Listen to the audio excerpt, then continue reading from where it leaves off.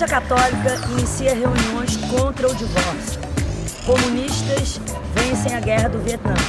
Culto para Herzog, morto no boicote, reúne 10 mil pessoas. Guanabara e Rio formam um só estado. Coisas assim aconteciam em 1975. Bombas no Vietnã, o tubarão em Hollywood, a ditadura no Brasil. Isso na superfície, mas também tinham outras coisas que estavam em ebulição. Por baixo, ideias novas que estavam começando a circular naquele momento. Uma delas, por exemplo, era a ecologia. Mas isso bem por baixo mesmo. Acima de tudo, estava a ideia de progresso. A gente estava em pleno milagre econômico, então tudo que se queria era progredir, progredir. Este é um país que vai pra frente. O progresso, na época, se parecia com isso. Grandes viadutos com muitos carros, levando o país do futuro direto para o primeiro mundo. Este é um país que vai pra frente. Pois é, em 1975, bem no dia do meu aniversário, dia 25 de fevereiro, essas ideias se cruzaram. Se cruzaram não, bateram de frente. É o Brasil do nosso amor. É um país que canta, trabalha e se agiganta. É o Brasil do nosso amor. A gente vai contar agora a história de um dia decisivo na vida dessa árvore aqui, ó. Uma tipuana. Uma das muitas tipuanas espalhadas pelas calçadas do Brasil inteiro. Uma tipuana igual a qualquer outra. Pé de que de perto, quero ver que fruta da cadê, que flor, que cor, saber, terá sabor. Vai ter um pau Brasil, pé de que vermelho, verde que te quero ver qual é de pé na terra, até caber na tela da TV. Pé de quê?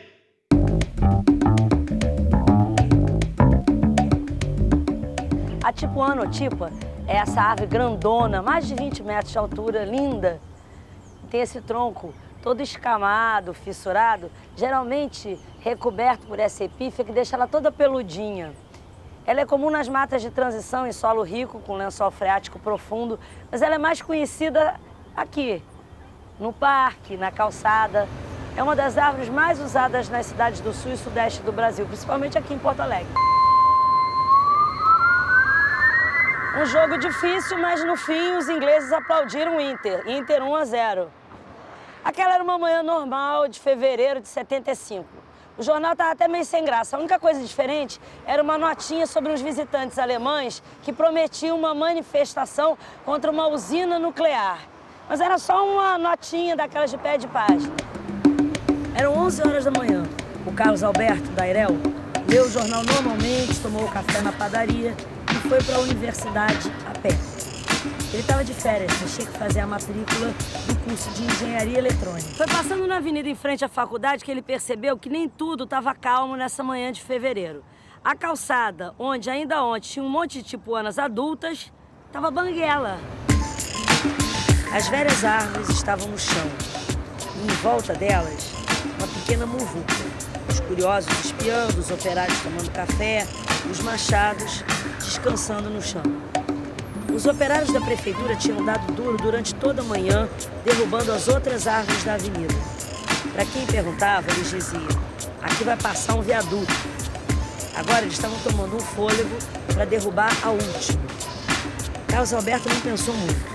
Quando viu, já estava no alto da tipuana. Zarel, fala, professor, o que deu na tua cabeça para subir nessa árvore há quase 30 anos atrás? O que te fez subir nessa árvore? Eu passei aqui, eu fiquei assustado, né, com o que estava acontecendo.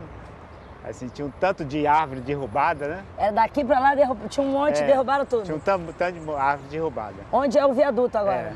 E aí, qual foi a primeira reação das pessoas? O pessoal ficou assustado, né? Esse cara gozando a gente, querendo saber o que estava fazendo lá em cima e tudo, né? Tinha gente que falava assim, vamos derrubar esse guri aí. Aí eu fui lá pra cima.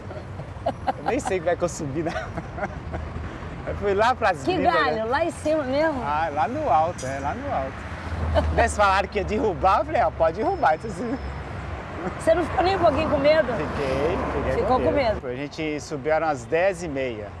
E ficamos até 5 horas da tarde. De 10h30 da manhã até as 5 da tarde? Que maravilha. E vem cá, você tinha noção de que isso era um gesto assim inaugural, que era um ato tão importante que ia inaugurar todo o movimento ecológico no Brasil? Tinha, não Você tinha não tinha a nada. menor dimensão, só não queria que Fiquei derrubasse. assustado demais, né? Foi uma coisa assim muito daquele momento, né? Eu acho que essa subida na árvore, acho que ela foi interessante porque as pessoas estavam com esse sentimento de preocupação com o que estava acontecendo com a cidade, né? Porque na época nem se pensava nessa questão de parque, de arborização, né? Não era uma coisa que estava colocada. E estava se modernizando, construindo viaduto, estrada, derrubando sem muita reação. Eu acho que a população estava indignada com essa questão. Mas não estava sabendo, você acha que era uma coisa que estava latente? Eu acho que devia estar latente. E que aí porque despertou acho que o ato, com esse gesto. Eu acho que ele aglutinou Naquela época as nem a pessoas. palavra ecologia existia muito, né? Ninguém falava nisso, né? Era uma coisa muito ligada... Proteção ao meio ambiente, mas ainda era... Quem falava isso era muito pessoal ligado à academia, né? Professores. Mas não estava na boca do povo. Não era uma coisa popular. E você sabia que naquele mesmo dia ia ter essa manifestação contra a usina nuclear, a manifestação alemã? Não. Não? Não. Valeu. Porque estava no jornal no mesmo dia que estava acontecendo isso, estava acontecendo essa manifestação. Os operários ameaçaram derrubar a árvore com o Carlos Alberto lá em cima, mas ele não desceu. Já era 12h30, quando outros 2 estudantes, Tereza Jardim e Marcos Sarrasol, subiram na árvore também. Os colegas da universidade vieram dar apoio, foi juntando gente para ver. Lá pelas 2 já tinha mais de 300 pessoas na calçada. O pessoal que estava aqui começou a passar uns cartazes pra gente. Como é que eles passavam as coisas? Os cartazes, os sanduíches? Aí eles arrumaram a corda, eles pegaram a corda, então laçaram lá em cima. Então, botaram uma cestinha? É, minha cestinha levava. Ah, fizeram monta-carga. Passou o dia com a cestinha subindo coisas. É. Contava com refri, um sanduíche. Sanduíche, refrigerante. Quais eram as palavras de ordem que você gritava lá de cima da árvore? Conta pra mim. A gente gritava mais verde, menos concreto. Vamos proteger as árvores. Eu nem lembro mais não, sei que tinha muito. Você também deve ter um momento de glória, né? Hã? Lá em cima. Olha, eu tava com o coração batendo. Você achou que ia ser preso? Não, achei que estava ficando muito complicado, né? Eram 3 horas. A multidão já passava de 500 pessoas. Já tinha fechado o trânsito na avenida. Foi quando chegou a polícia. Naqueles anos de ditadura, uma multidão em volta de um estudante gritando não podia dar boa coisa, né? Mas ninguém arredou pé. Uma parte das pessoas estava lá só para ver o que ia dar. Outra parte estava aproveitando a catarse coletiva para desafogar contra o governo. Eu acho que só uns 2 ou 3 já tinham ouvido falar nesse negócio de ecologia. Mas numa coisa, todo mundo de repente concordou. A árvore era melhor que viaduto. A multidão aderiu, improvisou os cartazes e passou para os estudantes. Quando o Carlos Alberto gritava lá de cima, o pessoal respondia lá embaixo. Quando a polícia ameaçava, todo mundo vaiava. Aí chegaram os jornalistas. Primeiro vieram os de rádio que se revezaram para subir num galho próximo e pegaram o depoimento ao vivo do manifestante. Depois vieram os flashes dos fotógrafos. Vieram a televisão, os jornais, os cartunistas. Eu vinha de ônibus para o serviço na sucursal do estado de São Paulo, que desembarcaria uma parada antes. Mas como eu vi um movimento entre 12h e 2 da tarde, pela 1 hora mais ou menos, vi aquele movimento, eu como repórter desci para conferir. E aí estava começando, o Dairel recente tinha subido, fazia 1 minuto, sei lá, e estava começando a se aglomerar o pessoal ao redor da árvore. Os operários da Esmóvia mais adiante e tal, interromperam o serviço. E aí eu comecei a assistir. Devo ter sido um dos primeiros repórteres, se não o primeiro que chegou ali, porque foram se agrupando as pessoas e tal. Existiam agentes do DOPS, da Polícia Federal, né? O Serviço de Inteligência, aquela coisa, que inclusive fotografavam as pessoas e tal, e os repórteres. Era um esquema meio... Era uma época... Foi classificada como anos de chumbo, né? Quer dizer, e uma manifestação pública, então, era muito grave para o regime, né? Regime fechado, né? De indicação de prefeitos e tal.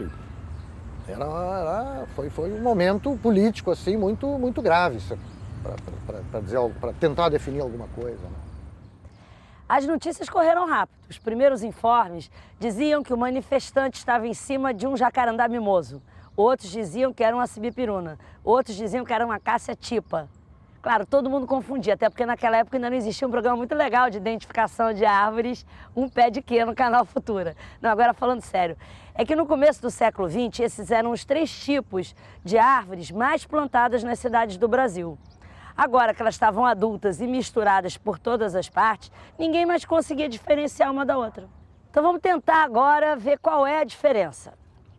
Essa aqui, ó, com as folhas bem mais ralinhas, pontudinhas, com um fruto assim redondo e torcido, é o jacarandá. Sabe aquele de florzinha azul quase roxo, jacarandá mimoso? Essa aqui, ó, com as folhas mais densas e com os frutos bem pontudos, duros, vários juntos, é a sibipiruna, é aquela que tem aquela florzinha amarela, tipo lança, em cima da copa. E, finalmente, essa aqui que tem esses frutos, que parecem mesmo umas asas de borboleta, de mariposa, essa com as folhas bem mais graúdas, é a tipuana.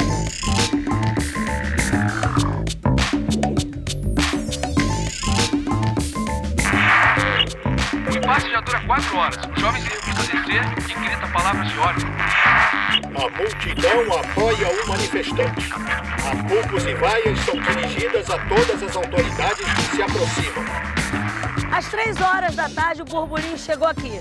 O prefeito de Porto Alegre, em 75, era o Thomson Flores, que era um político movido pela ideia de modernização, progresso. Aliás, as mesmas ideias que moviam todos os prefeitos, governadores e presidentes daquela época. E viaduto, como a gente sabe, para eles significava progresso.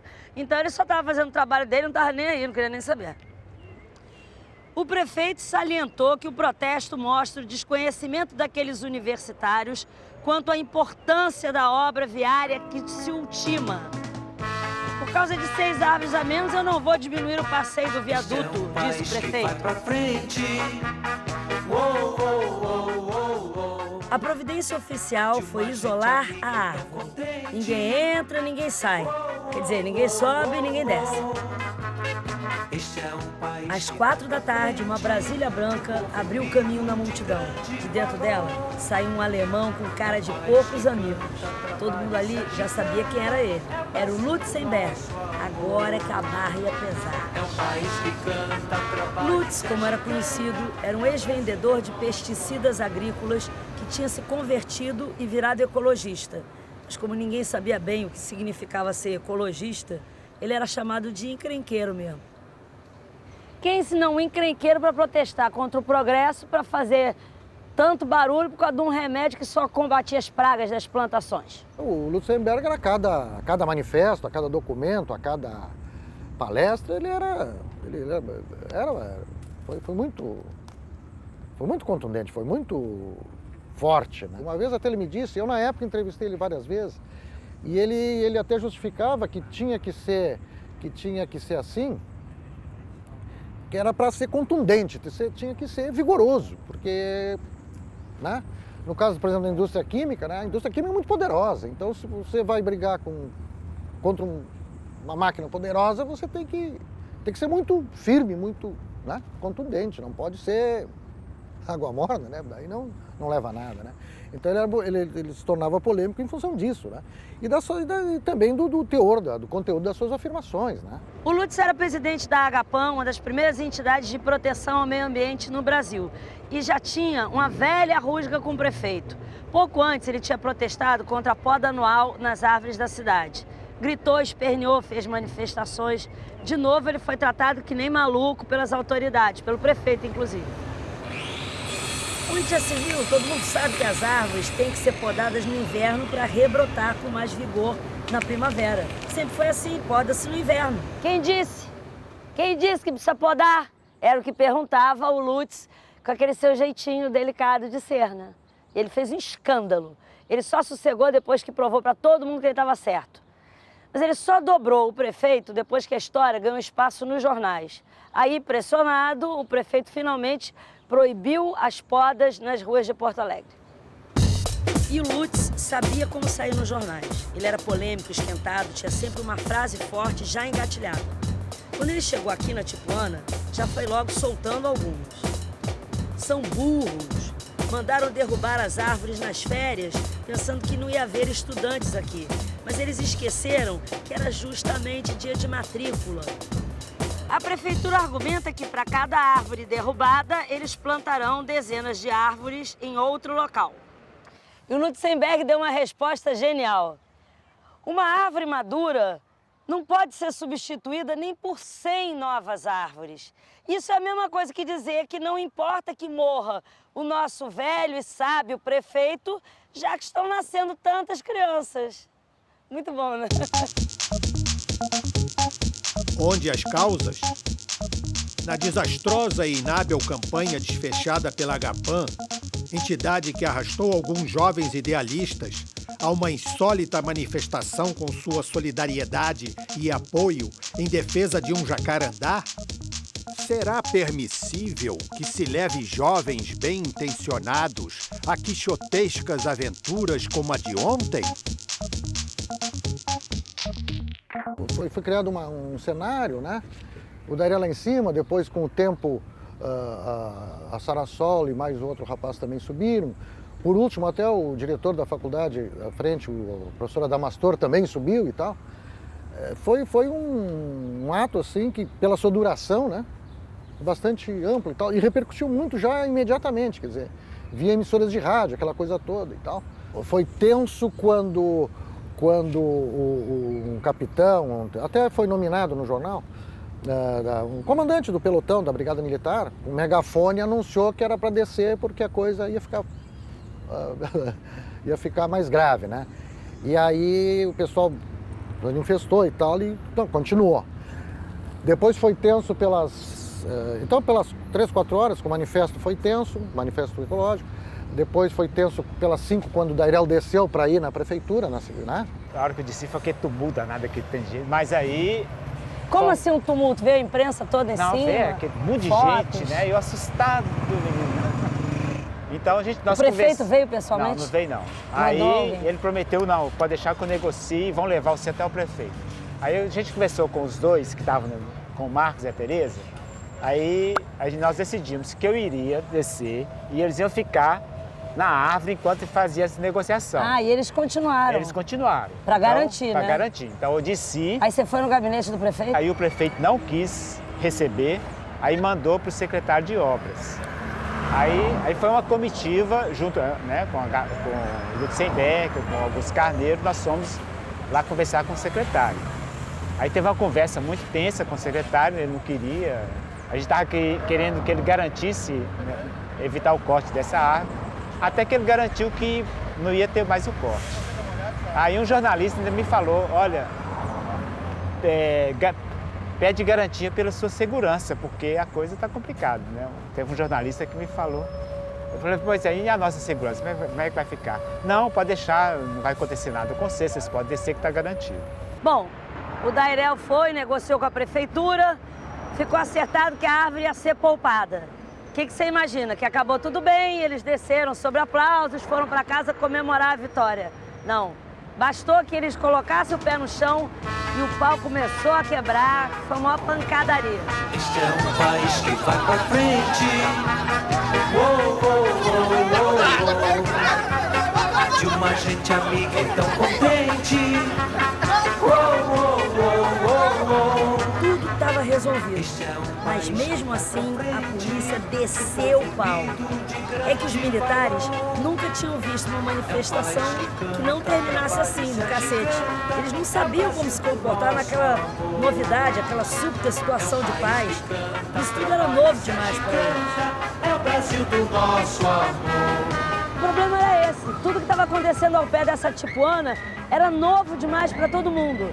Alguém enfrentar a polícia para defender uma árvore, um manifestante que não era nem de esquerda nem de direita, o povo descobrindo uma causa comum para se juntar e principalmente tendo coragem de se manifestar, de protestar. Nada aqui tinha precedentes. Tinham acabado de surgir novas ideias, novos conceitos, novas maneiras de protestar. E quem não estava entendendo nada só tinha uma resposta para a coisa: baixar o sarrafo. Esse dia foi um marco. Muita gente acha que esse foi o momento que a consciência ecológica despertou no Brasil. A ecologia subiu uma casa e conseguiu passar à frente daquela estranha ideia de progresso na escala de valores das pessoas. A partir desse dia, Porto Alegre começou a mudar. A ideia pegou por aqui e hoje ela é uma das cidades mais arborizadas do Brasil. Foi, inclusive, a primeira cidade a ter uma Secretaria de Meio Ambiente. Depois desse episódio, José Lutzenberger ficou conhecido no Brasil inteiro e continuou criando muitas polêmicas. Ali, a militância ambientalista encontrou uma geração de jovens especialmente inconformados, a geração pós-68, e foi crescendo. Aquele dia mudou a vida de todo mundo. Só o Carlos Alberto, que voltou a ser o cara normalzão que ele era antes de subir na árvore. Pois é, Olha minha lá, filha. Essa cara é a árvore comum, que tipo há aquele ali, 28 ó. anos atrás eu subi. Que voltou quase 30 anos depois para mostrar para a filha a árvore que ele Eu peguei uma subiu. escada, que é muito alto, né? Eu peguei uma escada com gari, aí eu trepei nessa primeira parte e eu fui lá pro alto. Ah, e onde você ficou lá em cima? Aí eu fiquei lá naquelas limpas, tá vendo? Lá? Lá, Ninguém quis subir atrás de vocês lá, não? Pra tirar? Tirarem vocês de lá? Eles tentaram subir, né? Eles não subiram não, porque juntou muita gente, né? Depois que juntou muita gente, eles se protegeram, né? Você é louco demais, pai. Você não sentiu medo, não? Senti medo. Principalmente, acho que o medo maior foi na hora de tomar a decisão de subir, né? O coração se batia forte, né? Porque foi difícil, mas depois que eu tomei a decisão, aí eu falei assim, agora seja o que Deus quiser. Na época, minha mãe ficou muito preocupada, né? Até que ela pediu para mim voltar para Minas, porque ela ficava preocupada, porque era a época da ditadura, né? Tinha muita perseguição política. O pessoal falava que esse ato era ligado com a subversão, né? Mas aí eu fui para Viçosa, onde conheci sua mãe.